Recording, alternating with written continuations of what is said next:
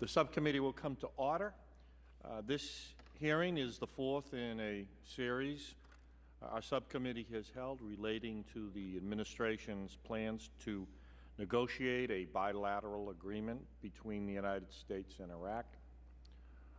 On November 22, 2007, a declaration of principles was signed by President Bush and Iraqi Prime Minister Maliki, announcing their intent to negotiate an agreement which would embrace an expansive menu of issues and apparent commitments between the two nations.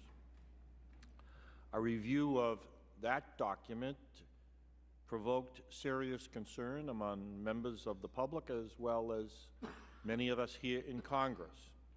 For example, the declaration pledged that the United States would be, and these are the words of the document itself, supporting the Republic of Iraq in defending its democratic system against internal and external threats, providing security assurances and commitments to the Republic of Iraq to deter foreign aggression against Iraq that violates the sovereignty and integrity of its territories, waters, or airspace, supporting the Republic of Iraq in its efforts to combat all terrorist groups, at the forefront of which is Al-Qaeda, Saddamist, and all other outlaw groups, regardless of affiliation, and destroy their logistical networks and their sources of finance, and defeat and uproot them from Iraq. Has exacerbated this concern has been the rather poor record of this administration in regards to consultation with Congress, particularly in matters involving Iraq. As Senator Hagel has observed, the Bush administration has seen Congress as an enemy and a constitutional nuisance. Those are Senator Hagel's words. I can't even begin to estimate the number of times I have quoted Senator Hagel on the administration's reluctance to work with Congress. I'd also note that my friend and ranking member, Mr. Rohrabacher, spoke eloquently on the floor of the House just this week on the issue of lack of cooperation between the branches of government. And I would note, for the record, that I agree in full measure with him that it's time for Congress to assert itself. He has my commitment to support his efforts to secure the consultation and the information from the administration that we need to fulfill our constitutional obligations in any and all issues. The Declaration of Principles provides further evidence of the administration's attitude towards Congress. According to the State Department's own regulations, known as Circular 175, it's the responsibility of the administration to ensure, and again, this is the language from Circular 175, the appropriate congressional leaders and committees are advised of the intention to negotiate significant new international agreements, consulted concerning such agreements, and kept informed of developments affecting them. After 3 months of hearings by myself and Mr. Rohrabacher, at which the administration declined to attend and testify, and after inquiries to the leadership of the House and this committee, I can state unequivocally that there was no advising of Congress in the preparation of the Declaration of Principles, which, again, clearly demonstrated an intention to negotiate, and that there has been minimal consultation until recently on plans to implement the Declaration through a bilateral agreement or agreements. And I challenge anyone to tell us that the apparent commitments in the Declaration are not significant to American national interests. I note that our two Congressional Research Service witnesses recently collaborated on a report that makes that point. And I'll use their language. Although these regulations do not define what constitutes a significant agreement, it seems reasonable to assume that the prospective U.S.-Iraq security agreement would constitute such a compact. Indeed. It would appear that the New York Times has better access to the administration's plan than this committee or the leadership of this Congress. On January 25th, the New York Times reported on the contents of a 15-page draft agreement prepared by U.S. officials for transmittal to the Iraqi government. This news story was published on the very day that this committee was told by the administration that it had not yet put pen to paper. Clarity and precision in definitions is a predicate to an understanding by Congress and the American people as to what the administration intends, particularly when it has become so ambitious in its purported commitments in the Declaration of Principles. Clarity and precision in definitions is lacking at present. The administration has equated one of its potential agreements as a typical status of forces agreement. But it's my impression that gaining authority for combat from such an agreement, absent a treaty or UN framework, is most likely unprecedented. Secretary of Rice and Secretary of Defense Gates also have referenced another potential accord that they have described as a framework agreement.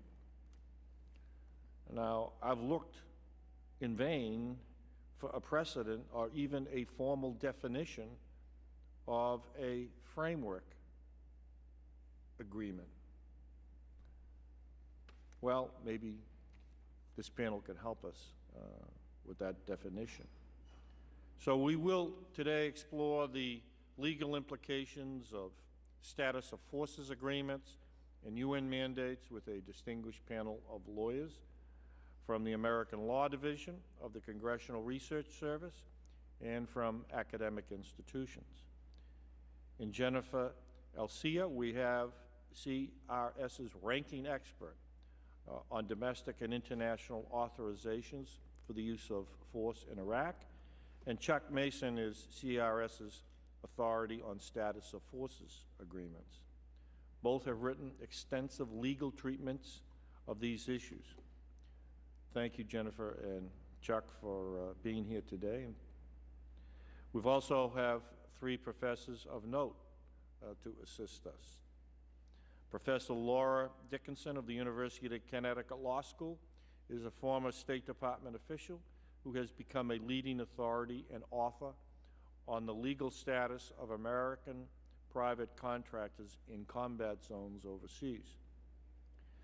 Following a 28-year career in the State Department Office of the Legal Advisor, Mike Matheson has become a professor at the George Washington University Law School and has become somewhat of a resident advisor to this subcommittee on the ins and outs of international law and State Department procedure, having already appeared twice before us during our inquiry into the Declaration of Principles. And once again, we welcome back Professor Ruth Wedgwood of Johns Hopkins University, who also brings her distinguished legal career in the executive branch, not to mention her scholarly research, to bear in our deliberations. To the three of you, thank you for taking the time to be here to educate us, and we will listen as attentively as your students are supposed to. Now let me turn to my friend and my valued partner in this effort, the ranking member, Mr. Ruhrbacher, for his opening remarks. Thank you very much, Mr. Chairman, and thank you all for joining us today. This is the fourth in a series of hearings of our subcommittee on the status of forces agreements and UN mandates relative to the future of Iraq. And to date, the United States military and government personnel and contractors are operating in Iraq under a UN mandate. And we're learning all about what those legalities mean, and I have to admit that I was not fully aware and appreciative until we've had these hearings about the significance and these type of legal prerogatives. But that UN mandate is expected to expire at the end of this year, and Prime Minister Maliki has asked President Bush to forge ahead with a bilateral agreement that will take the mandate's place, and of course negotiations are currently underway. This administration will also most likely negotiate a status of forces agreement to determine the rules under which U.S. military personnel will operate in Iraq. The status of the forces agreement and a status of forces agreement, of course, is nothing new. The United States has status of forces agreements with 115 states, according to Secretary Rice. And the issue at hand, however, is not the status of forces agreement and not necessarily what the legal parameters are going to be and what's going to be in these agreements. The issue at hand is about whether or not the Congress is going to play a role in determining what that policy is and how much input should Congress have in these types of agreements. And if the executive branch expects us to just to approve what they have negotiated, how much cooperation they need to show us during the process. As I have noted in previous hearings, this administration has been unfortunately less than helpful to those of us with congressional oversight responsibility. Thus, they have created an unnecessary atmosphere of distrust among our colleagues. In this case, those who opposed the Iraq War do not trust that the administration will consult them on these future agreements. And let me say, by having noted how the administration has handled itself, I would say that this distrust that is being expressed by my colleagues on the other side of the aisle is not only understandable, but justified. My speech the other night did not talk about a lack of cooperation. It talked about an arrogant and dismissive attitude by this administration. I think that this Congress, there has been a desire for cooperation. And certainly there's been a desire for cooperation on the Republican side. And I might add that even Republicans are dismayed by the lack of cooperation with the administration. However, with this, we should take as a hopeful note that General Ludi, the President's advisor on the Iraq War, now says that Congress will be consulted on future agreements with Iraq. It is also a hopeful note that Secretary Rice seems to have responded to the chairman when he made his complaints to her at a hearing of the full committee. And I think Secretary Rice, who has my respect and admiration, someone I've known for a long time, is very serious and I would say honest member of this administration, heard the complaint and looks like she is trying to deal with that and try to make right. So I'm looking forward to that. By the way, I would just say that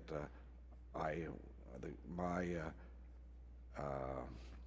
I believe that my criticism of the administration is not based on actions of Secretary Rice, but the problem, I think, goes much higher than that, and I will leave it. I will leave that criticism at that point. Today's subcommittee hearing will examine what type of negotiations must be voted on by Congress and which ones will be handled through executive power alone. I think that's a very significant question, and I need a briefing on that myself, so I'm glad you've arranged it, Mr. Chairman. Whatever type of agreement is made between the United States and Iraq must follow the letter of the law, and as well as the Constitution with regards to its enactment, and I look forward to this hearing to see what the experts can tell us are what those prerequisites are. So thank you very much, and look forward to learning some things from all of you. Yes, thank you. Thank you, Mr. Rohrabacher. And I should have noted for the record, too, that Secretary Rice, when inquired of, immediately responded that she would ensure an appearance by an appropriate official from the State Department at our next hearing, which is next week. Tuesday. So we're working. Let's begin with Ms. Elsea, please. Good morning, Chairman Delahunt, Ranking Member Rohrabacher. I'm Jennifer Elsea. I'm a legislative attorney with the American Law Division at the Congressional Research Service, and I thank the subcommittee for the opportunity to address the authorities and protections that status of forces agreements and UN mandates provide for U.S. troops. I will confine my remarks to the military operations in Iraq and Afghanistan. I ask that my written remarks be submitted for the record, and I would also invite our CRS report to be entered in. It's entitled Congressional Oversight Related Issues. Without objection. Okay. In Afghanistan, the United States is participating in 2 military missions. Operation Enduring Freedom, OEF, refers to the U.S.-led coalition that initiated military action in 2001. The International Security Assistance Force, ISAF or ISAF, is a NATO-led coalition deployed to Afghanistan under UN mandate after the Taliban government was ousted. I'll start with ISAF. The UN mandate related to ISAF is for peace enforcement for the purpose of assisting the Afghan government in extending its authority throughout its territory and creating a secure environment for reconstruction and humanitarian efforts. ISAF negotiated a military technical agreement with the Afghan Interim Authority, which gives ISAF the authority to use military force to accomplish its mission. The agreement also contains arrangements regarding the status of ISAF forces. It provides that all ISAF and supporting personnel are subject to the exclusive jurisdiction of their own governments. ISAF personnel are immune from arrest or detention by Afghan authorities and may not be turned over to any international tribunal or other entity without the express consent of the contributing nation. Operation Enduring Freedom, the U.S.-led coalition formed to combat terrorism after 9/11. The United States and the Transitional Government of Afghanistan concluded an agreement in 2002 regarding the status of U.S. military and DoD civilian personnel in Afghanistan. The agreement makes U.S. personnel immune from criminal prosecution by Afghan authorities and from civil and administrative jurisdiction for duty-related conduct. Under the agreement, Afghanistan is not permitted to surrender U.S. personnel to the custody of another state or international tribunal without U.S. consent. The agreement does not cover contract personnel explicitly. The agreement with Afghanistan does not expressly authorize the United States to carry out military operations within Afghanistan, but it recognizes that such operations are ongoing. Congress authorized the use of military force there to combat terrorism in 2001. While there's no explicit UN mandate authorizing Operation Enduring Freedom, Security Council resolutions appear to provide ample recognition, calling on the Afghan government to cooperate with both ISAF and Operation Enduring Freedom to address the threat posed by the Taliban and al-Qaeda. President Hamid Karzai and President Bush have issued a joint declaration similar to the one with Iraq, which envisions a continued U.S. presence to build the security forces and to consult about appropriate measures to take in the event that Afghanistan perceives that its territorial integrity, independence, or security is threatened or at risk. Congress authorized U.S. military operations in Iraq as the President deems necessary to defend the national security of the United States against the continuing threat posed by Iraq and to enforce all relevant United Nations Security Council resolutions regarding Iraq. After the regime of Saddam Hussein was removed from power, the Security Council recognized the Coalition Provisional Authority, CPA, and its role in bringing about a new government in Iraq. It also provided a mandate for coalition forces, authorizing them to take all necessary measures to provide security and stability for Iraq in order to establish a new government. Subsequent resolutions have extended that mandate pursuant to requests by the Iraqi government. The UN mandate does not provide for the immunity of coalition troops, and no SOFA was deemed possible initially prior to the recognition of a permanent government in Iraq. Immunity for coalition personnel was established by CPA Order Number 17, which gives coalition personnel immunity from all Iraqi legal processes, including arrest, detention, or proceedings in Iraqi court. Such persons are expected to respect applicable Iraqi laws, but are subject to the exclusive jurisdiction of their sending states. At the time of the handover of authority to Iraq, the interim constitution came into effect, which provided that CPA orders then in effect would remain in effect until rescinded by the new Iraqi government. CPA Order 17 remains in force for the duration of the UN mandate according to its terms, and terminates only after the departure of the final element of the multinational force from Iraq, unless it is earlier rescinded or amended. There's no timetable for the departure of the multinational force coalition from Iraq after the UN mandate ends. Order 17 could be interpreted to expire at the same time. However, Order 17 appears to have been designed to stay in force for long enough to allow multinational forces to depart.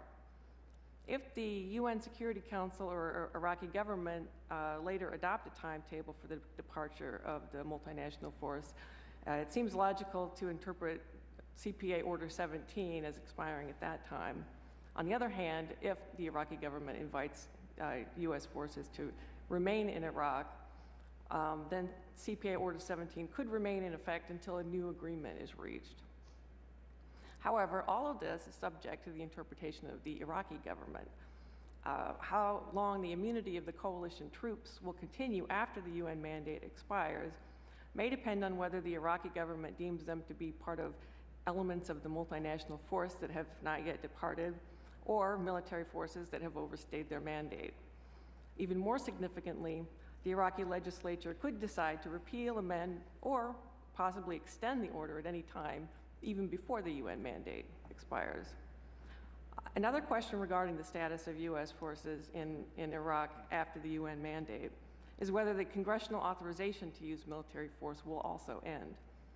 Presumably, continued force is authorized under the resolution only so long as Iraq poses a threat, a continuing threat to the United States, and the U.S. military presence is not inconsistent with UN resolutions. It may be argued that Iraq no longer poses a danger to the security of the United States, at least not of the same kind that led Congress to authorize force in the first place.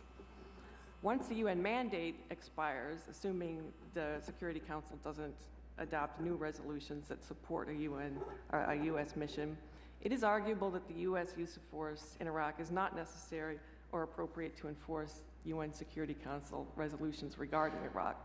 Therefore, new legislation may be necessary to support a new role for U.S. troops under a possible agreement with Iraq. That concludes my remarks. Thank you, Jennifer. Mr. Mason. Good morning, Chairman Delahunt and Ranking Member Rohrabacher. My name is Chuck Mason. I'm a legislative attorney with the American Law Division of the Congressional Research Service. I'd like to thank you for inviting me to testify today regarding status of forces agreements and the authorities and protections that they provide to U.S. personnel. Traditionally, a SOFA is an executive agreement that establishes a legal framework under which U.S. military personnel operate in a foreign country. SOFAs may include many components, but the most common issue addressed is which country may exercise criminal jurisdiction over U.S. military personnel. The United States has concluded agreements where it maintains exclusive jurisdiction over its personnel, but more often the agreement calls for shared jurisdiction with the receiving country. A SOFA does not authorize specific exercises, activities, or missions. Rather, it provides the framework for legal protections and rights while U.S. personnel are present in a country for agreed-upon purposes. A SOFA is not a mutual defense agreement. A SOFA is not a security agreement. A SOFA does not impact or diminish the inherent right of self-defense. Today, I would like to provide you with a brief overview of the form and content of non-classified SOFAs between the United States and other countries. It must be noted that there are at least 10 agreements that are classified documents. Therefore, I cannot comment on their content or the basis upon which they are classified. With the exception of the multilateral SOFA between the U.S. and NATO countries, a SOFA is specific to an individual country and is in the form of an executive agreement. The Department of State and the Department of Defense, working together, identify the need for a SOFA with a particular country and then negotiate the terms of the agreement. The NATO SOFA is the only SOFA that was concluded as part of a treaty. There are no formal requirements governing the content, detail, and length of a SOFA. A SOFA may address, but is not limited to, criminal and civil jurisdiction, the wearing of uniforms, taxes and fees, carrying of weapons, and custom regulations. The United States has concluded SOFAs as short as 1 page and others in excess of 200 pages. One issue commonly addressed in a SOFA is the legal protection that will be afforded U.S. personnel. The agreement establishes which country is able to assert criminal jurisdiction. The right to assert jurisdiction over U.S. personnel is not solely limited to when an individual is located on a military installation. It may cover individuals off the installation as well. The right to assert jurisdiction can result in complete immunity from the laws of the receiving country while the individual is present in that country. For example, the United States entered into an agreement regarding military exchanges and visits with the government of Mongolia. The language allows the United States to exercise all criminal and disciplinary jurisdiction over U.S. personnel conferred on them by the military laws of the United States. Any criminal offenses against the laws of Mongolia by a member of the U.S. forces shall be referred to appropriate United States authorities for investigation and disposition. The NATO SOFA is an example of shared jurisdiction. Under shared jurisdiction, each of the respective countries are provided exclusive jurisdiction in specific circumstances. When an offense is only punishable by one of the country's laws, the country whose law has been offended generally has exclusive jurisdiction over the offender. However, when the offense violates the laws of both countries, concurrent jurisdiction is present and additional qualifications are used to determine which country will be allowed to assert jurisdiction over the offender. While the NATO SOFA provides extensive language establishing jurisdiction, the United States has entered numerous SOFAs that appear to have a very basic but no less thorough jurisdictional framework. These agreements generally contain a single sentence stating that U.S. personnel be afforded a status equivalent to certain U.S. embassy personnel in that country. Therefore, among other legal protections, they can be immune from criminal jurisdiction while in the receiving country. SOFAs do not generally authorize specific military operations by U.S. forces. For example, in the SOFA with Belize, language states that the agreement applies to U.S. personnel who may be temporarily in Belize in connection with military exercises and training, counter-drug-related activities, United States security assistance programs, or other agreed purposes. The United States previously entered into 2 different agreements with Belize related to military training and provisions of defense articles. The SOFA itself does not authorize specific operation, exercises, or activities, but provides the framework for legal status and protections of the U.S. personnel while they're in Belize. While SOFAs do not generally provide authority to fight, the inherent right of self-defense is not impacted or diminished either. Mr. Chairman, that concludes my prepared statement. Thank you, Chuck. Professor Matheson. Thank you very much, Mr. Chairman. I have submitted a written statement, and as usual, I would suggest it be included in the record and that I give an oral summary at this point. No objection. You have already heard 2 excellent presentations, and you have a good deal of excellent technical material in the written statements that have been submitted for the record, and I won't try to go through that material in detail again. Let me just try and hit a few general points. First of all, when military forces deploy into a foreign country, there are two basic sets of legal issues that arise. The first is the mandate of the force, that is to say, its purpose, its mission, the scope of its permissible action. The second is the status of the force, that is to say, its standing under the foreign law, its privileges, and its immunities. Now, first of all, with respect to the mandate of the force, a U.S. deployment may be under UN authority, either as part of a force under UN command or as part of a force under some separate command, such as a regional organization or a coalition, which is the more typical way in which U.S. forces have been deployed. In either case, the mandate of the force is typically set forth in resolutions of the Security Council. And that may be very broad, as was the case in the Gulf War, or it may be more detailed and restrictive. Or if the deployment is not under UN authority, it may be done pursuant to consent of the state in which the force is being deployed. In that case, the mandate is typically governed by a separate agreement between the U.S. and the foreign country, or it may be by a joint declaration or some other kind of political document. Or there may be a hostile intervention without the agreement of the host country, in which case the mandate is defined by international law, specifically the law of self-defense, the law of belligerent occupation. Now, the status of forces that are deployed. And of course, where U.S. forces are deployed for a significant period in a foreign country, the United States will usually want to have in place some agreement or other instrument which defines their status and which gives them appropriate privileges and immunities from local law and local jurisdiction. This may take the form of an agreement with the host country, either directly with the United States or with the UN or the regional organization or coalition in which U.S. forces are taking part. Or if it's a hostile operation where there is no agreement with the host country, then this may take the form of an order under the occupying authority. As you've already heard, there's no uniform model or format for these SOFAs. The NATO SOFA took the form of a treaty. There are several others which took the form of agreements implementing mutual defense treaties. There are also a large number which were done as executive agreements pursuant to the President's own authority. Some of these are very brief in general. I brought along the 3-page one with East Timor, but some are much more complicated and detailed. And here's the Korea package with all of its agreed understandings and other documents, which runs more than 150 pages. And as you've heard, some are shorter and some are longer than that. But they typically have certain common objectives to guarantee the force the right to enter, to move about and carry out its mandate, exemptions from local taxes and charges in whole or in part, exemptions from local criminal and civil jurisdiction in whole or in part. And of course, the specific terms will vary depending upon the circumstances and the priorities and demands of the host country. Now, how does that apply to the two cases you've asked us to address? Afghanistan.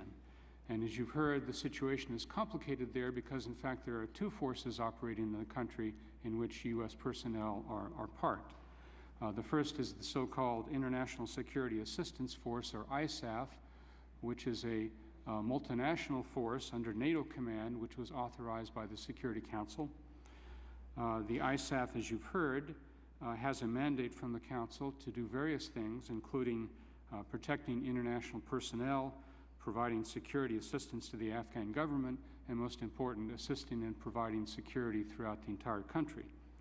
And the status of the ISAF personnel is governed by a so-called military technical agreement, which was concluded between the ISAF and the Afghan government, and it authorizes ISAF freedom of movement and the right to conduct military operations, and gives immunity to ISAF personnel for various purposes, including from Afghan criminal jurisdiction and taxation.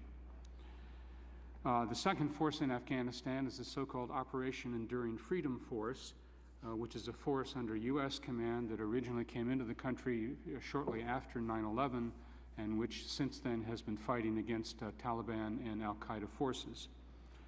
And that force is governed by separate instruments. One is the so-called Joint Declaration of the U.S., Afghanistan Strategic Partnership, which was signed by Presidents Bush and Karzai. And among other things, it says what the U.S. forces will do, train and equip Afghan forces, conduct counterterrorism operations, and again, it says that there will be freedom of action for U.S. forces to conduct appropriate military operations. That's the status of the force. That's the mandate of the force. The status of the force and its U.S. personnel is governed by an agreement that was concluded by an exchange of notes, which does the typical things that a SOFA will do, including providing exemption from criminal jurisdiction and providing authority for contracting and entry and exit and contracts and the like. Iraq, in contrast, the U.S. forces there are part of a multinational force authorized by the Security Council under Chapter 7, and the Security Council authorized that force to take all necessary measures to maintain security and stability and to conduct operations against terrorist and hostile groups and to assist in reconstruction and humanitarian missions. That's the mandate of the force. The status of its personnel is governed by, in this case, an order issued by the Coalition Provisional Authority, the occupying authority, in 2004, known as CPA 17, and that's been maintained in force after the end of the occupation by the Iraqi Constitution for the duration of the multinational force mandate. And as you've heard, CPA 17 does the various things that a SOFA will do, granting immunity from criminal and civil jurisdiction, providing for contracts, claims, and so on. And in addition, CPA 17 differs from a typical SOFA in that it also grants immunity to civilian contractor personnel. As you've heard, CPA 17 only applies to U.S. forces in their role as members of the multinational force authorized by the UN. And the current mandate, of course, extends to the end of this year.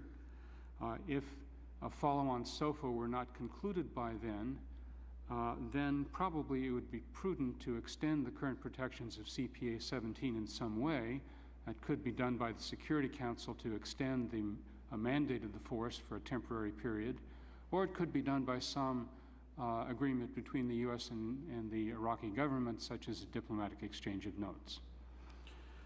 The question then arises as to whether any other agreement which might be contemplated by the November 2007 Declaration of Principles is going to be defining either the status or the future mission of U.S. forces, perhaps in a way similar to the U.S.-Afghan Joint Declaration that we've been talking about. As you noted, Secretary Rice and Gates have already suggested that there, in fact, will be some kind of elaboration of what they call the basic parameters of the future U.S. presence, although they have given various assurances that nothing in it will mandate combat missions, that there will be no security commitments, that there will be no authorization for permanent bases. But no doubt the committee will want to ask administration witnesses exactly what is intended, either in terms of the follow-on SOFA or in terms of any other agreement, framework agreement or whatever it may be called, that may deal with the future status and mission of U.S. forces. Mr. Chairman, that concludes my oral comments, and of course I'd be glad to answer questions. Thank you, Mike. Professor Dickinson. Mr. Chairman, Ranking Member, the committee, thank you very much for this opportunity to testify on this important topic. I've been asked to comment on immunity as it pertains to private contractors in Iraq and Afghanistan. The appropriate reach of status of forces agreements, and in particular, the question of whether such agreements should immunize civilian contractors from host nation judicial proceedings, are issues that cannot be understood apart from the context in which civilian contractors are now operating in Iraq, Afghanistan, and other contingency operations.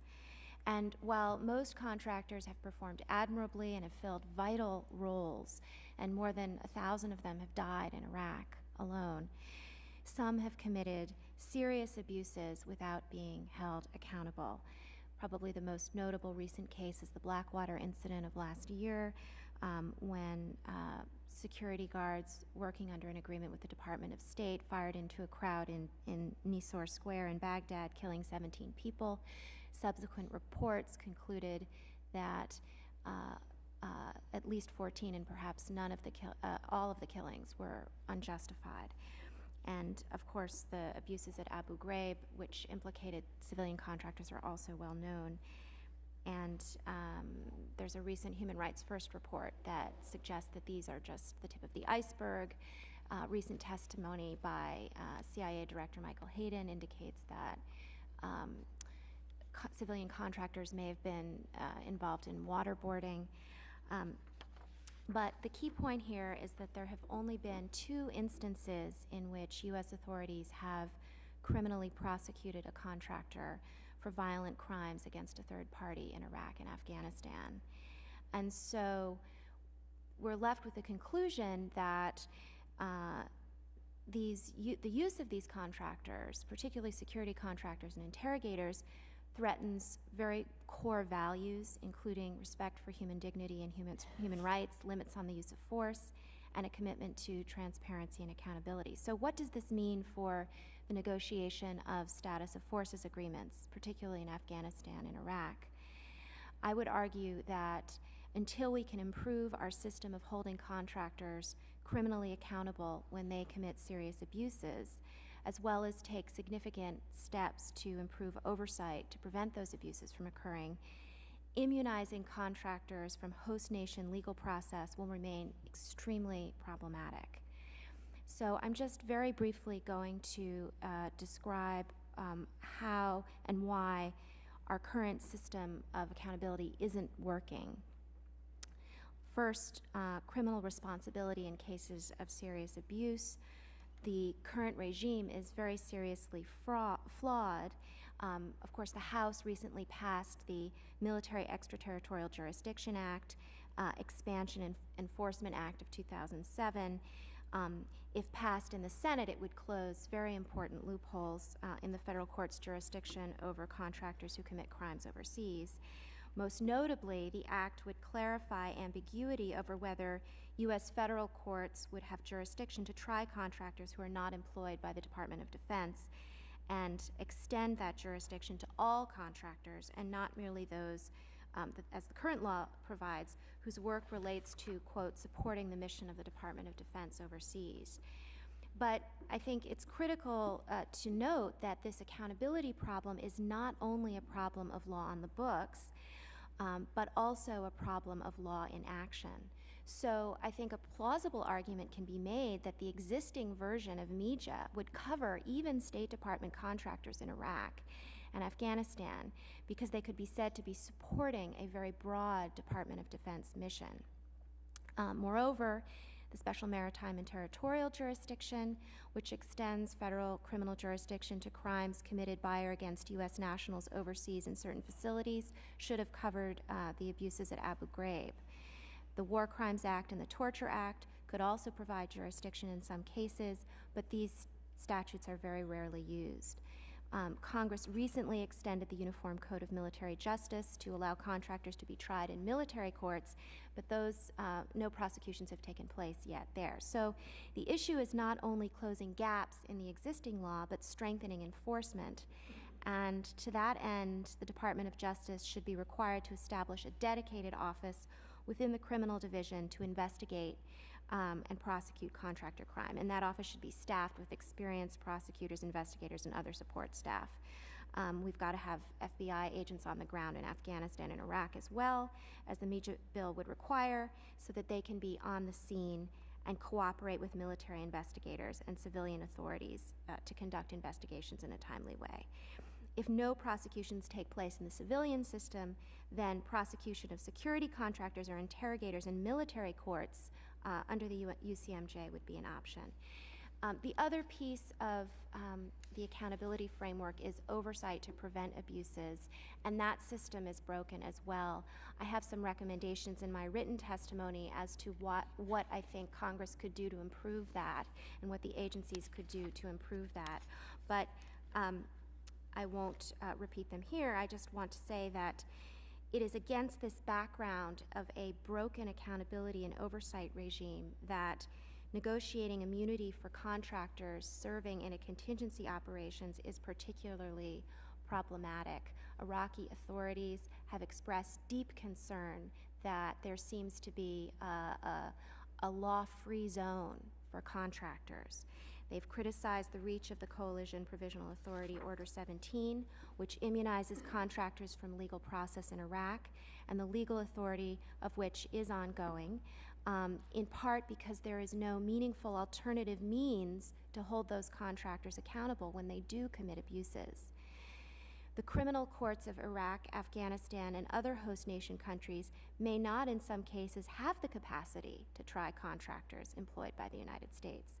But until Congress and the agencies improve accountability and oversight, extending the immunity of contractors in host nations will remain problematic. With troops, we have our military justice system under the UCMJ, and contractors, although in theory they could be tried there, are not being tried there. Thus, I would recommend that Congress take steps to improve accountability in these areas. To that end, in addition to any legislation that Congress passes, I would say that the work of the new Commission on Wartime Contracting in Iraq and Afghanistan, established by the Defense Authorization Act, will provide a very important forum for further consideration of these issues. Thank you very much for the opportunity to address you. Thank you, Laura.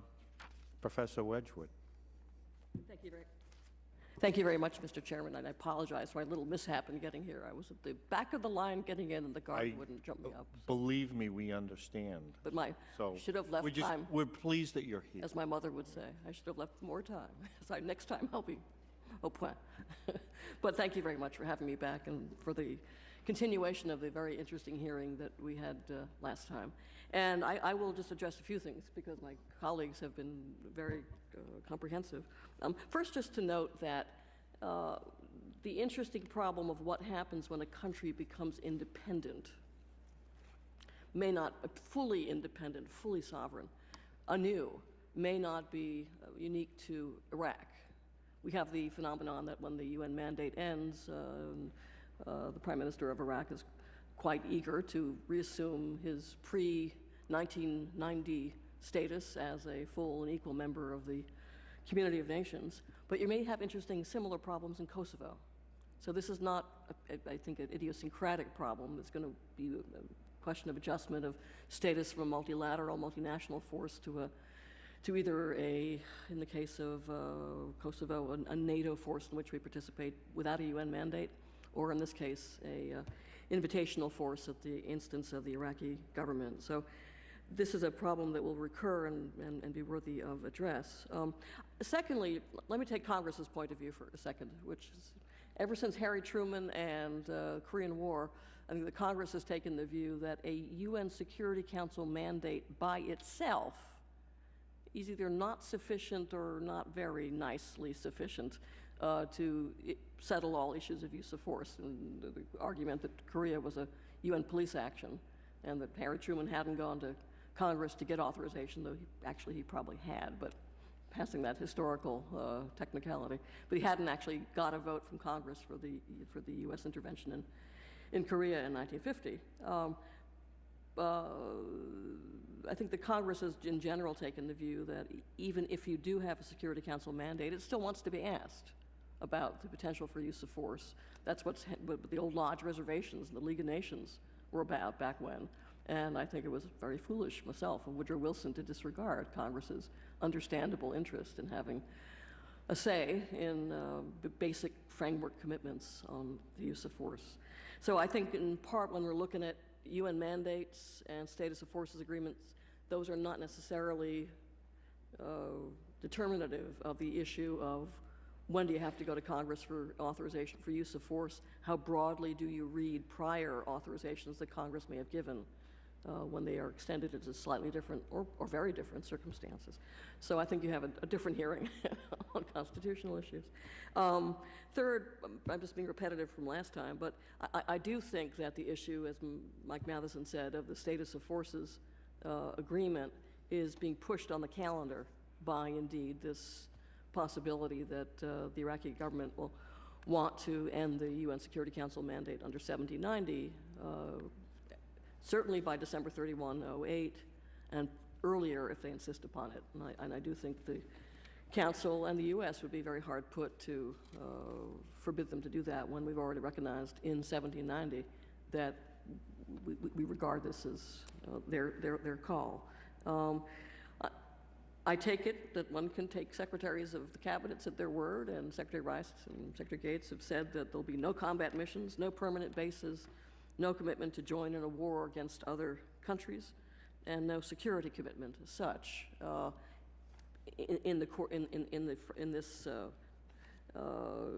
Certainly it's not there on the declaration, the joint declaration that you have before you, and that they have no intention of seeking that. So I guess what the comparison I'd make of this earlier declaration that we discussed last time and this time is indeed to the joint declaration of the U.S.-Afghan strategic partnership. And it may be that diplomats don't do quite what lawyers do. Lawyers always pick up the same language from an old document. If it worked before, and they just use it again because there's no controversy. Here, it may well be the case that if in the November 07 joint declaration on Iraq, if they had not used the same words that they did, they said provide security assurances and commitments to the Republic of Iraq. Whereas in the Afghan declaration, I think a lawyer must have got to this one earlier, they said consult with respect to taking appropriate measures in the event that Afghanistan perceives its territorial integrity, independence, or security is threatened or at risk. So it's more like NATO language. It's more like we promise. Maybe they should have used the same lawyer, Professor. Sometimes we're useful, just to avoid small little carbuncles. But I would nonetheless myself read them as meaning the same thing because it just wouldn't make sense to have two different kinds of frameworks at hand here. And indeed in the Afghan framework too, it says that they'll continue to conduct counterterrorism operations in cooperation with the Afghan forces. So I myself, again, Chairman's free to disagree, but read this document from last November as a statement of political intention, a statement of good faith to pursue these things, but not as an enforceable treaty. And I think if I had to guess, because I was not privy to any of these inward deliberations, but if I had to guess, I think the rate limiting step here that was pushing it, and might even have hurried it up without full lawyerly exegesis, was the fear that the mandate would expire, that you had to get Iraq's consent to its renewal, and therefore that it was really not something one could pursue at leisure. But I take them really in intention to be the same kind of document. And I have my statement, if I may submit for the record. Thank you, Professor. And you used the word guess. You were detained earlier. I don't want to use the word detain in any sense other than you were slowed down. I was queued up. You were queued up. But you used the word guess. And in my opening remarks, I noted that lack of consultation has been the pattern, unfortunately, of this administration, not just in terms of this issue, but a myriad of other matters that are of concern to Congress and concern to the American people. And we've been left in a state of guessing. And I don't think that it's appropriate to keep Congress guessing as to the intent. And that's why we've had these hearings, and that's why we're having another hearing, as Mr. Rohrabacher noted, on Tuesday, and I'm sure there will be subsequent hearings because these issues are just simply too important. You know, the American people have paid a dear price in terms of our sons and daughters, and clearly to our national treasury as far as dollars and cents are concerned. So the time for guessing is over and the time for transparency has arrived. let me go, let me, okay. I just want to note the presence. We've been joined by the gentleman from Arizona, our good friend, Mr. Jeff Flake.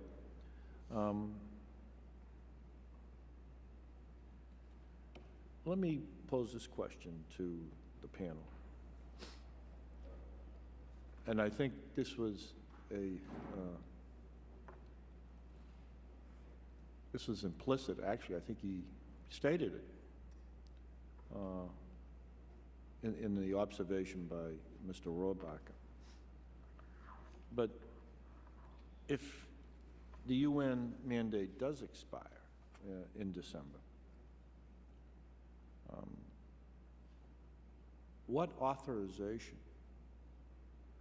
will exist for U.S. troops to be engaged in combat in Iraq? Mr. Matheson? Well, I don't know whether you're talking about U.S. constitutional authorization or international law authorization.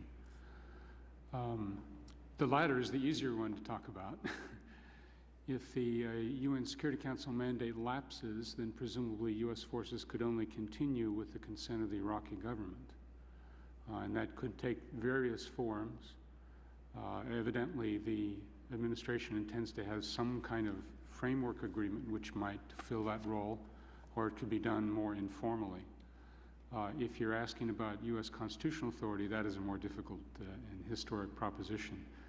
And I don't know that there are any definitive answers for this. There's the famous statement that the Constitution in the area of foreign affairs is an invitation to the political branches to struggle. And obviously the executive branch has certain constitutional authorities and the Congress has certain constitutional authorities. It's obviously much better if the two work together, and U.S. military deployment is supported both by adequate executive authority and adequate congressional authorization. That was done, for example, in the Gulf War, where you had both a Security Council authorization and a separate congressional authorization. Now, the technical question is the one posed already, which is whether the existing authorization from Congress in 2002, I think it was, would continue. Obviously, it was originally designed for different purposes, the overthrow of the Saddam regime and the implementation of the Council resolutions at that time. And the question will be whether other forms of congressional action, such as periodic appropriations and authorizations of funds for the current military operations, would in some way suffice for the same purpose. And whereas I don't think one can give a definitive black letter constitutional answer, I think it probably would be appropriate for Congress to engage in defining the scope of authority going forward, which obviously will be somewhat different from the past mission. Could you repeat that last sentence? It would be appropriate for Congress to define the scope. Certainly to participate in that process. To be a partner in defining the Yes, scope I would say so. as we look forward.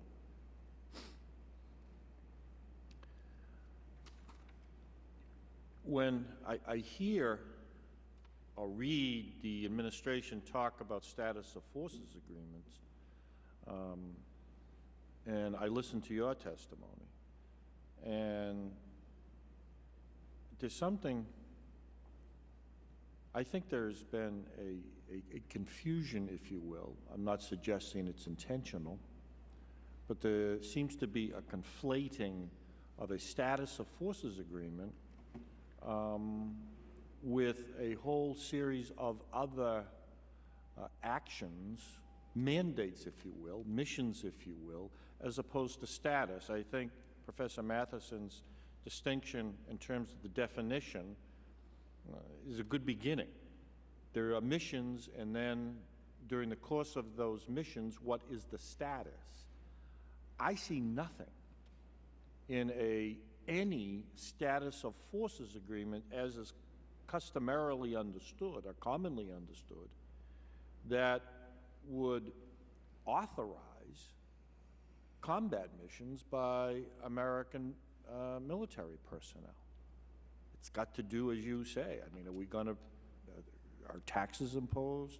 Is there criminal responsibility in certain situations, or who has criminal jurisdiction? And I think it's unfortunate that representatives of the administration have used status of forces agreements in a context that I don't think the status of forces agreements embraces, if you will, or would embrace far more than all of the other status of forces agreements that I'm aware of. A comment from anyone? Mr. Mason? Mr. Elsea? Sir, I would say that based on the non-classified agreements that I have been able to review, the majority of those agreements do include the things that I previously said, which is your day-to-day minutia of status of your forces being in a country, irrespective of what the mission might be or the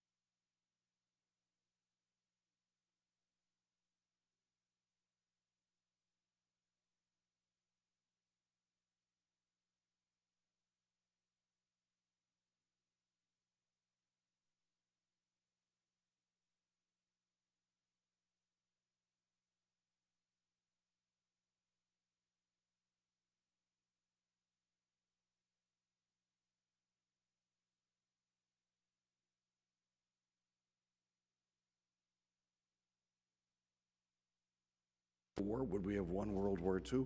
Will we be successful in this engagement? And if we aren't, what are the consequences of us not being successful in this engagement? Are the consequences what we, some of us believe, which is the enemies of the United States would be emboldened and that we would begin losing larger numbers of our own people here due to terrorist attacks and other type of attacks on our people due to the emboldening of our enemies? These are the, we live in a time, we are at war, someone has declared war on us. Radical Islam has declared war on the United States. 3,000 of our people were slaughtered in front of our eyes. And there are numerous other attacks that would have happened in which thousands of others, if not tens of thousands of other Americans, would have been slaughtered if it was not for the activities that were taking place, including the activities of where we were intercepting messages and communications between those people who would slaughter American citizens. The fact that we haven't had another 9/11 isn't just a happenstance. Now, these are issues. Now, should the United States government have the powers that it has during war and this war? Should there be a permanent increase in the authority of the government? I will tell you that's one of the things that I have been upset with this administration about, is they have tried to establish permanent presidents or permanent expansions of power in the name of fighting this war. Now, I happen to believe that, for example, I voted for the first Patriot Act because it had sunsets in it. And then this administration came back to renew the Patriot Act and took the sunsets out. Their proposal was to take the sunsets out. That's where I draw the line in terms of making a permanent change. It would be as if Abraham Lincoln permanently decided there would be no more habeas corpus in the United States. That wasn't Abraham Lincoln's assertion.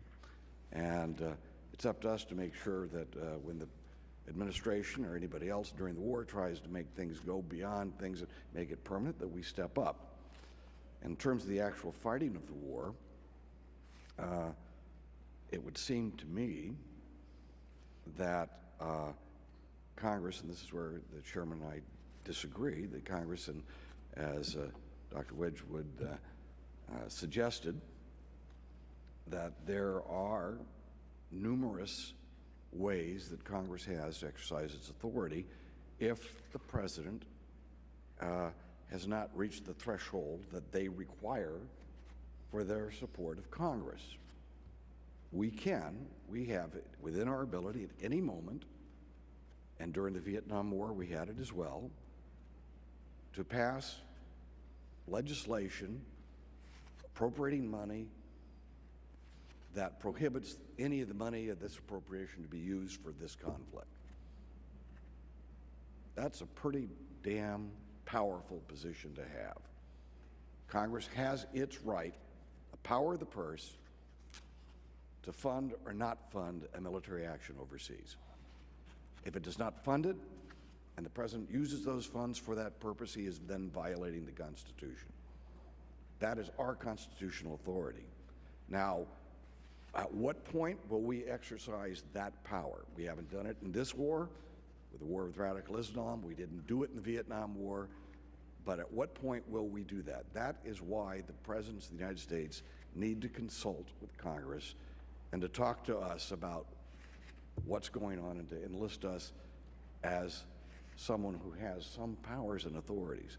I do not believe that with my ranking member, and we'll discuss this, I'm sure, over the months to come, that authority of Congress needs to be expanded. I am afraid that if we expand and try to get into the position of sending boatloads of lawyers overseas with our troops, parachuting the lawyers into the battle zones to watch very carefully. Some would suggest it would be positive development to send lawyers into a combat zone. You know, come to think of it. I speak as a lawyer myself.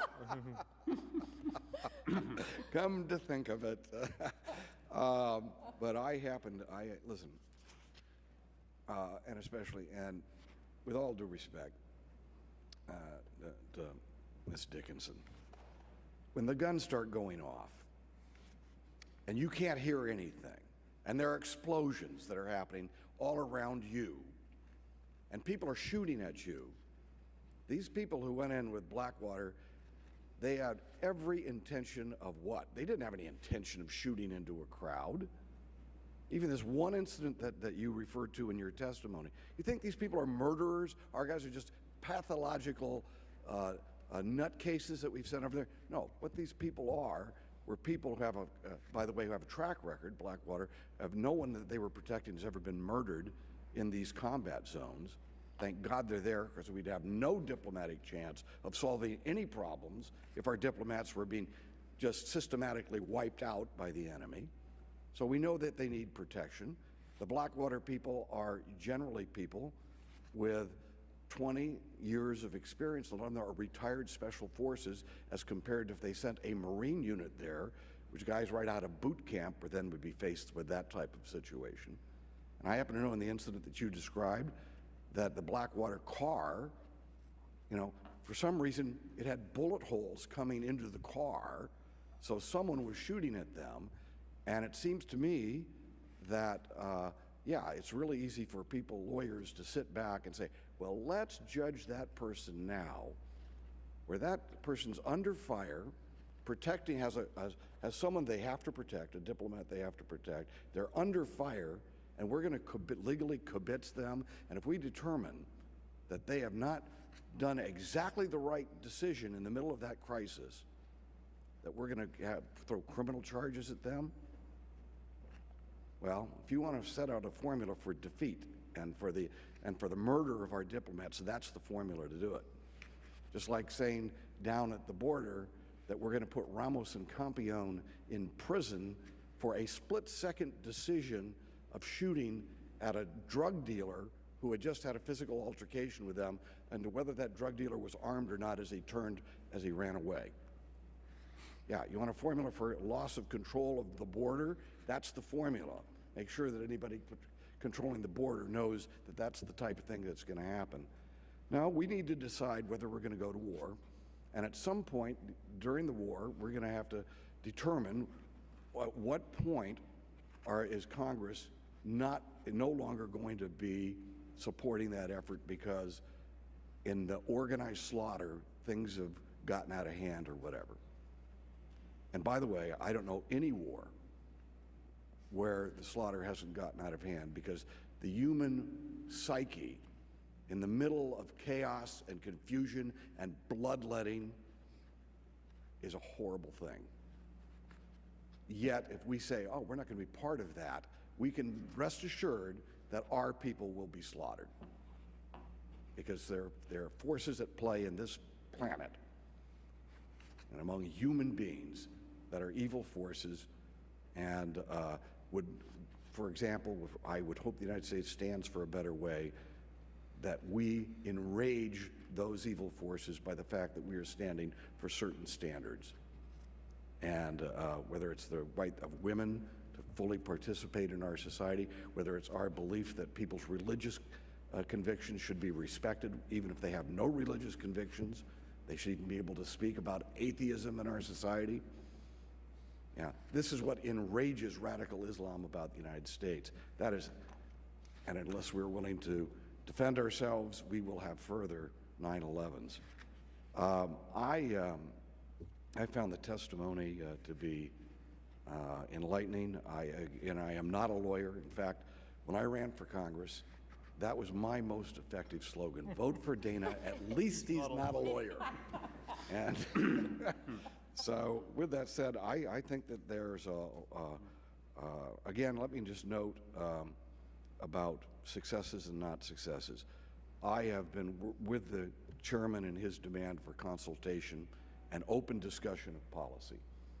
I am with him 100% on that.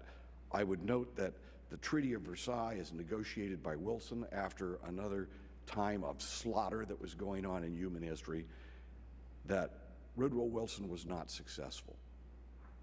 He was not successful in making sure that the United States fully participated in the process at the end of that war, which would have perhaps ensured a greater peace. He wasn't successful because he did not consult with Congress during the process of the Treaty of Versailles. So it is not just for our own prerogative, which we believe as members of Congress we do have. It is not right to set the precedent that the administration does not have to answer questions. I think they do have to answer questions under oath about policy decisions, but it is also just a bad strategy, political strategy on top of that. If you want to achieve a goal in a democratic society, you go in and you consult and you have open dialogue. Woodrow Wilson did not do that, and that set us back. That set the world back. And I would hope that the administration does have, and I was very happy, as I said in my opening statement, that Secretary of Rice, who I have always respected, when she was asked about this, as immediately took steps to try to correct the situation. We will have to see that at our hearing. So unless you, Ms. Dickinson, I did launch a little bit of attack on what you said, you're welcome to have your retort if you'd like. Well, thank you. I mean, I think it's an important point that many contractors are really risking their lives in a very, very dangerous setting to protect our diplomats. And as the killings of the Blackwater contractors at Fallujah and other places make clear, they have made tremendous sacrifices for our country. The problem is that the contractors are not being held to the same standard that troops are. So if troops commit an egregious abuse, they will be held accountable under our military justice system. And contractors under the current system don't have to live up to the same standards that our troops do. And I understand from troops and commanders, many of them are very concerned about that and that that's impeding our ability to fight in Iraq. And that's why we need a better system for holding those contractors accountable when serious abuses occur, not for the majority of cases, but when those serious abuses occur. Well, you mentioned one case in particular, and let me ask you about the standard you believe the United States should have. Troops are being, a group of American contractors, or troops, whatever, you have an assignment, they're protecting a diplomat. The diplomat comes under fire, their convoy comes under fire from a group of people who are hiding behind Iraqi civilians. This is what happened. And they can deny all they want. You can have all these Iraqis or people who are against the war suggesting, oh no, they just shot into this crowd because they have some, they're pathological murderers that we've hired there who really like shooting into crowds of innocent people. That is not the case. They were being shot at. Do you think people who then return fire into a crowd, knowing that they're going to have to, civilians are going to get killed, you think that is a crime? Well, I don't think we can answer that. I do know that we have a report of military investigators that preliminarily indicates that the killings were unjustified, but of course all the facts are not out at this point. We also know that the State Department and the Defense Department imposed different rules on contractors regarding the use of force in a threat situation. And while the Defense Department requires its security, or at the time, required its security contractors to take aimed shots in the direction of a threat, the State Department rules did not require that. So the failure may have been on the governmental side. That Patrick Kennedy's report on the security contractors working for the State Department in the wake of the Blackwater incident indicated that this rule in the State Department was that they were not required to take aim shots. So we don't. But what you're explaining to me is exactly, to me, underscores my point of why you don't want to make legal kibitzing part of the strategy of winning a war. And I will tell you, obviously, if anybody goes out and intentionally is killing a bunch of civilians, obviously, you're going to say we're going to make sure that doesn't happen. Okay, I don't believe that our people on the ground there are pathological murderers, nor are the people who oversee the operations. But they are also people who are there who have been under fire, people who understand that explosions happen and chaos is happening, that some bad things happen. If my friend would yield for a moment. Just one moment, let me fill out this one thing. The example I gave you of World War II, it's very similar. We had the Nazis in control of Europe, hiding behind the French people, right? They were embedded there. The Nazi troops were embedded right there with the French people. You think that there was something wrong with the bombardment of Normandy prior to our invasion? Is that, because to me it sounds like an exact equivocal situation. You've got terrorists who are intentionally hiding among populations and then conducting being able to forcefully shoot at us. Now, the Nazis are there. We should not have a bombardment. We should send our troops ashore without a prior bombardment of the area there in Normandy. Listen, those were civilians we were killing. We killed more civilians than the Nazis did up until that time in preparing for that Normandy invasion. Well, I would say, no, we are at war. Obviously, there are decisions that have to be made at war like that. It goes right down to what's going on today. Would my friend yield for a moment? Yes.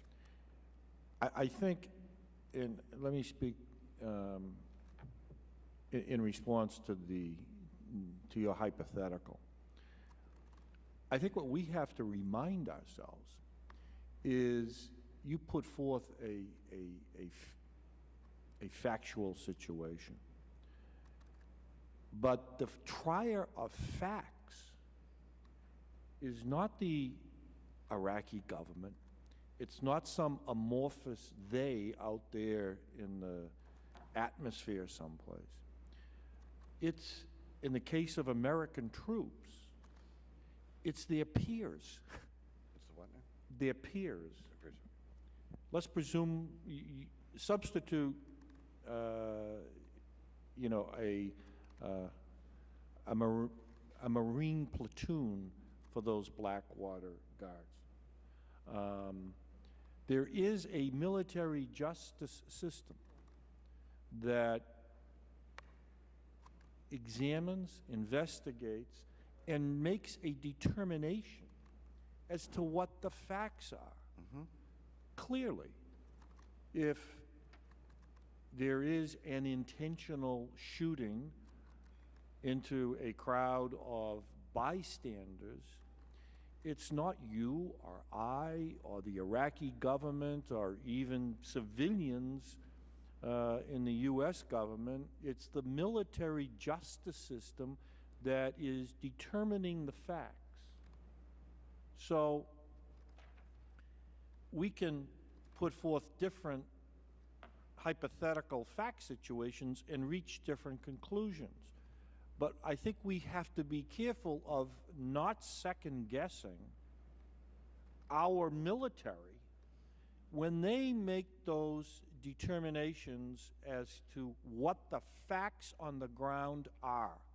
Otherwise, you will erode their capacity to create a disciplined, effective, professional military.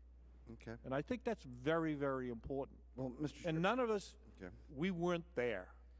And again, I'm not alluding to the case involving, I don't know what happened on that tragic day. There was a tragedy. And I think that's something we can all agree on. But we don't know what the facts were.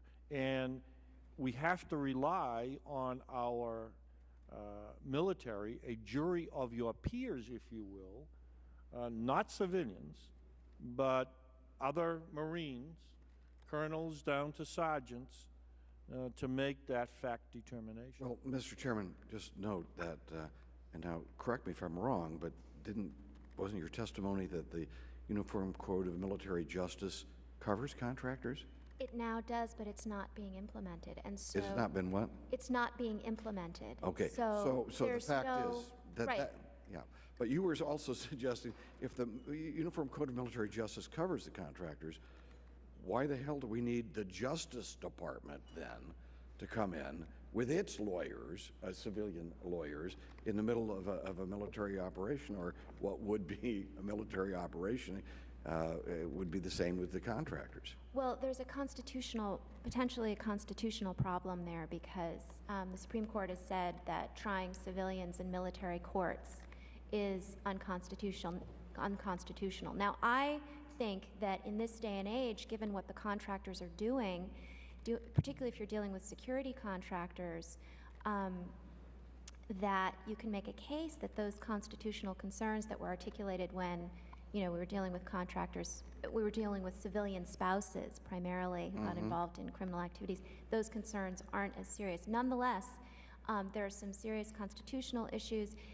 It hasn't been implemented, and so right now we have a situation where if a contractor does commit a serious abuse, there's no accountability, and the troops and commanders are really concerned about that. Well, you're the other saying that it's issue not is being that implemented. They haven't implemented it. They have the authority. Okay, Congress, so Congress has given them the authority.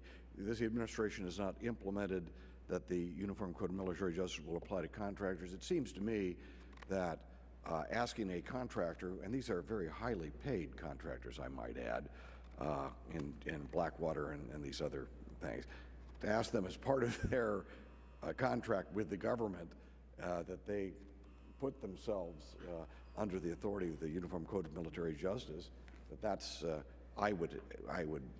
that has not been declared unconstitutional, has it? well, there might still. I think it makes a lot of sense what you propose. I think there still might be some constitutional questions whether you can waive those kinds of rights, but still, I think it makes sense. The other issue I just want to raise, two things. One, there 80% of contractors are not U.S. citizens. We don't know what the stats are for security contractors, but there are increasingly difficult problems that arise from that, and they don't get the same training as our troops, particularly in the use of force. And then finally, just let me note that is not true at all for Blackwater. right, Blackwater. Blackwater's people have more training than our own troops. Although They're usually special forces people who've had 20 years of experience and have retired. And in the case that you're describing, the people there were veterans. These were not. Okay. Yes. well, the other point I just wanted to raise, in addition to your excellent points, is that we now have more contractors than troops in Iraq. Figures yesterday suggest it could be as high as 180,000, even higher. And going back to Chairman Delahunt's point about involvement of Congress in the war, there is a potential that the more contractors you use, the more you reduce the role of Congress. It's true that Congress, as you said, Mr. Rohrabacher, always has the power of the purse with respect to contractors as well, but the more contractors you use, the more you reduce the role of Congress in authorizing the war, and so that potentially impedes on. Well, you and I would disagree on that. As I say, I think once we have determined to go to war, and once Congress has permitted the President to move forward by authorizing and appropriating the money necessary for that conflict, it's up to Congress then to decide where the threshold is, where they won't do that anymore. It is not the job of Congress to mini-manage the war. And if the President wants to have the authority to continue, he's going to have to consult with us, but consulting should not be mistaken with mini-managing. And Dr. Wedgwood, you had something you obviously were anxious to say. Must have been making facial expressions. I apologize. Two things. One is I very much take your point that folks who are in the military or ex-military do worry. It's part of the phenomenon of the civilianization of war crimes trials, that folks who haven't been there don't know what it's like to figure out what that flash in the window of the Madrid hotel really is. camera or a RPG. And we have been civilianizing war crimes trials of late in the Yugoslav Tribunal, Rwanda Tribunal, mostly because those were massacre law and seemed simpler with wholesale slaughter of civilians. On the point about contractors, it's a very interesting problem, and it certainly bears, I think, lots of attention by Congress and the executive branch.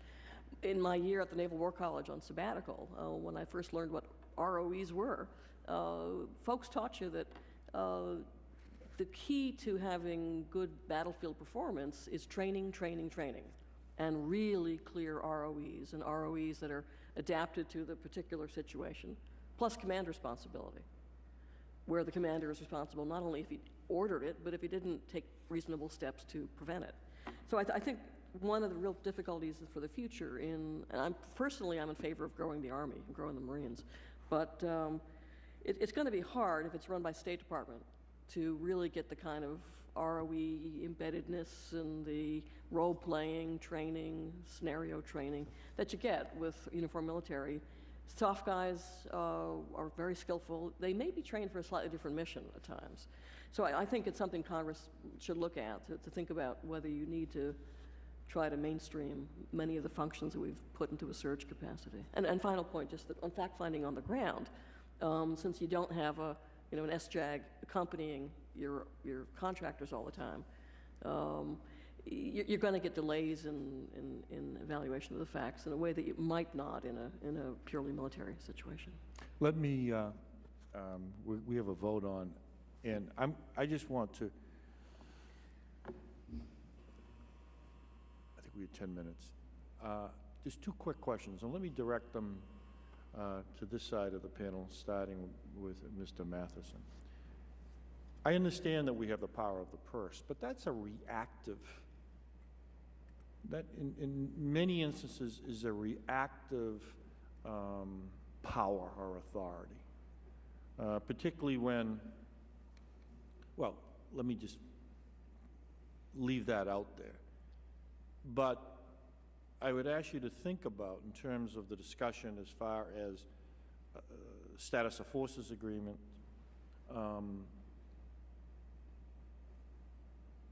that what we're talking about, and I think it was you, Professor Matheson, that used the word scope. The scope of the authority, I would submit we have to be very careful not to make that an exclusive executive power, but that Congress should participate in designing the scope or defining the scope and the boundaries of the authority to use force. Am I saying anything that goes against what you understand to be the constitutional prerogative of the Congress when I talk about scope and authority? Well, I think you're describing not so much a constitutional or a legal proposition, but a sensible policy proposition that Congress has to perform its role, since it has so many of these functions of the purse, public policy, representation of the constituencies. So it has to have its role as a matter of sound policy, as well as the executive branch. I guess what I'm saying is I noted in the op-ed piece by Secretaries Gates and Rice, this particular statement, in terms of what constitutes a status of forces agreement, and I disagree with this statement, because I think we're talking, as you've made the distinction between status and mission. I don't think that this op-ed piece makes that distinction, and I refer it to a specific statement. Whenever American troops are stationed, a number of legal questions arise, ranging from the overall scope of their mission to the minutiae of day-to-day life, from authority to fight to rules for delivering mail. Now, it's my understanding or at least my opinion, that the authority to fight, not just simply the power of the purse, is part of the declaration of war authority that was conferred in Article 1 on Congress. Sure, I think there's unanimity that in terms of how they want to deliver the mail, that can be a sole executive agreement. But in terms of the authority to fight, that, at least at its inception, ought to be a decision that implicates both the executive and the congressional branches. Comment. I agree, except you have to recognize, of course, that there are situations in which the president may have to fight, in which he may do so without congressional authorization. Absolutely. In terms of emergency situations and Self-defense. Self-defense, yes. I understand that, and I'm not disagreeing with that. But where there are no exigent circumstances, using a legal term, where there is time for deliberations, and then even under those circumstances, I would submit that it's incumbent upon the executive to come back to Congress to receive appropriate authorization. Chuck? Sir, I would... How many SOFAs have incorporated within the authority to fight? Out of the 115, if you know. Again, sir, reviewing the unclassified documents that I've been able to review at this point, I'm upwards of 70 agreements at this point. I have not come across language that specifically calls for the authority to fight.